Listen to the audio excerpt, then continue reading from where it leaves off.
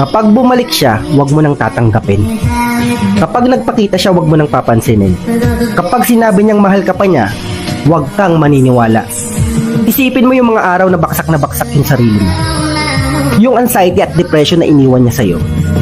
Isipin mo yung mga araw na nagsasaya siya sa iba, habang ikaw ay nagdurusa sa ginawa niya. Isipin mo yung mga gabing umiiyak at halos hindi ka makatulog. Saka iisip kung saan ka ba nagkulang sa inyong dalawa. Isipin mo kung gaano ka naging katatag sa mga malulungkot na araw na lumipas. Isipin mo kinaya mong lahat yan nang wala siya. Kaya kung babalik man siya, huwag mo nang tatanggapin pa. Huwag mong hahayaan na maging option ka niya, na maging best choice ka niya kapag no choice na siya. You don't deserve that. Huwag kang magiging marupok. Huwag mong hahayaan yung sarili mo na bumalik ka pa sa sitwasyon na minsan mo na pinagdaanan.